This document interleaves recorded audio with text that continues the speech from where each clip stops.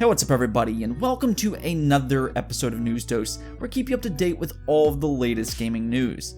And today we may have heard about a 2020 Xbox event to completely unveil the new Xbox Series X and possibly one of Xbox SX's first games, Elden Ring, which is being made by the Dark Souls developer From Software.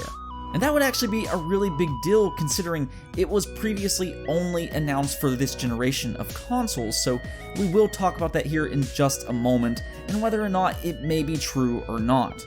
Also, we do have a few other things to talk about as well, such as a new JRPG game coming to the PlayStation 4 after fans have been asking for this particular game for years and years.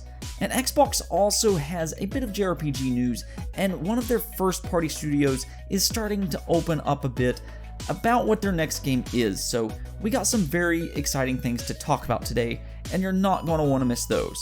But I do want to start this video off with this Elden Ring rumor. If you're new to the channel, it's no secret that I am a From Software fan, as they really have made some of the best games over the last 15 years, including the Soulsborne games, as well as their most recent game, Sekiro, which just won Game of the Year.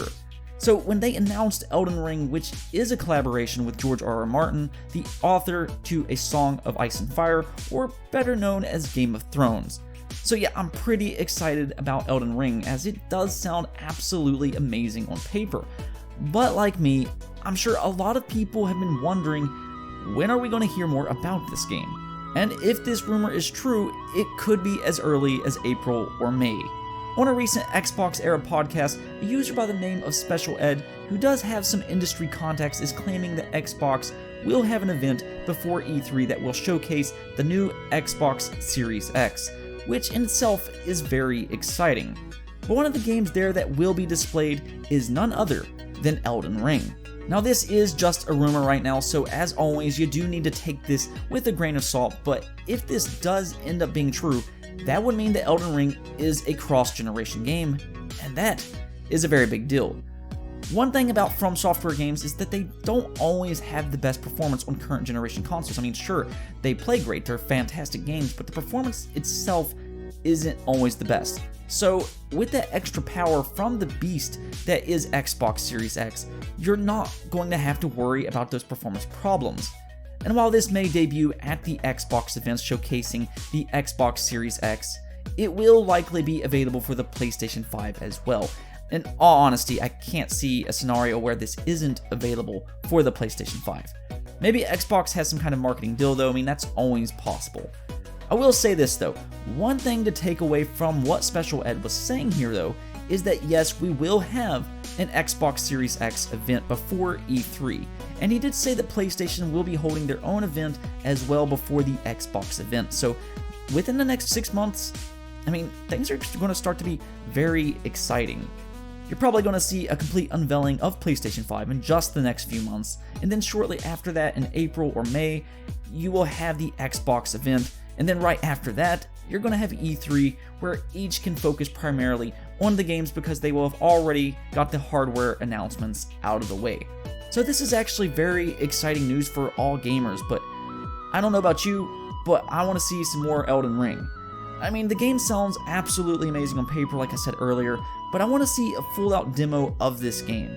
Full gameplay and everything. But what about you?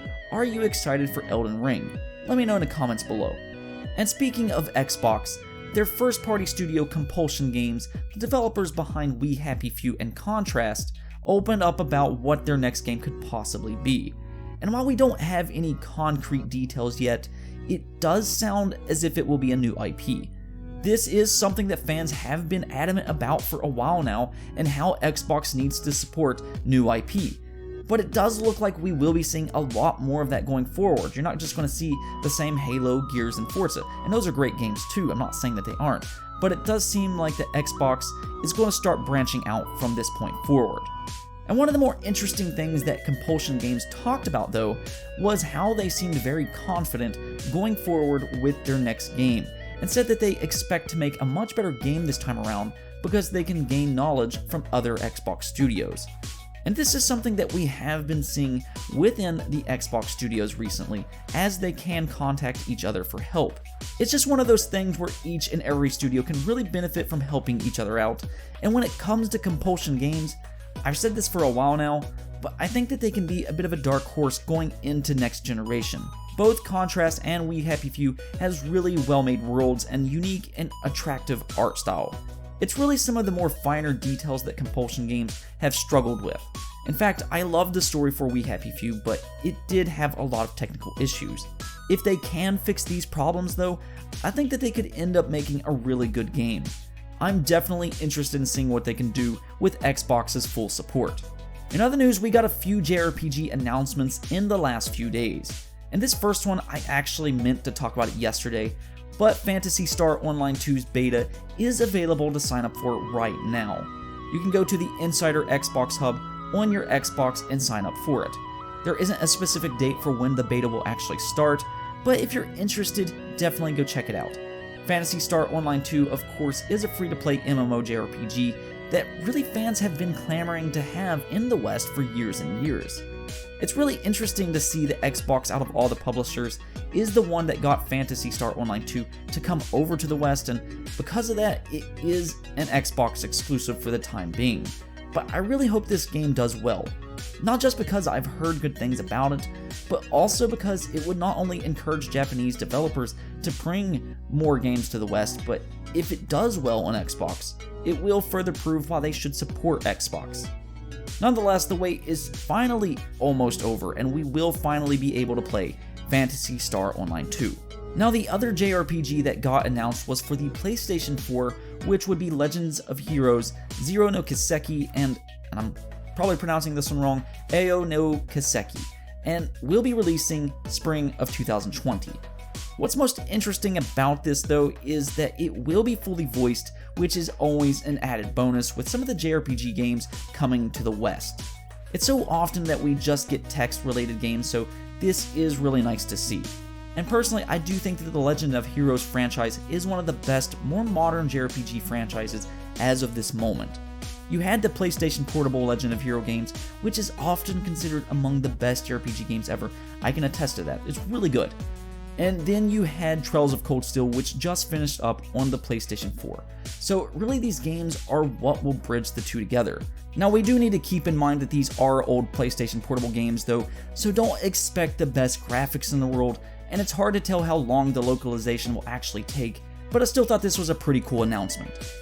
Now one last thing I want to talk about is that the Video Game Awards was up 72% year over year and had 45 million unique viewers. That is just an insane amount of people watching the Game Awards, and I think a big congrats needs to go out to Jeff Keighley and all of those who put this event together. Whether or not you agreed with every choice or liked every announcement, what they did was very tough, and I think it came together rather well. This is also a big win for the Xbox Series X, where it was revealed, and I do want to point that out because I've seen some people kind of question Team Xbox and saying how it was a bad place to announce it. Granted, Xbox Series X has dominated the headlines since. The reveal trailer has over 8 million views on YouTube, and it was witnessed by 45 million people on live stream. It's actually pretty interesting how they kept the Xbox Series X announcement as a secret too, as apparently during the rehearsals, Phil Spencer read a phony Xbox Game Pass script. That was very clever, but yeah, I guess it wasn't a bad place to announce it after all. Either way, it was a great show all around, and this is very well deserved. Anyways though, that's it for this video, but if you liked the video, don't forget to hit that bell notification and subscribe button. Peace out.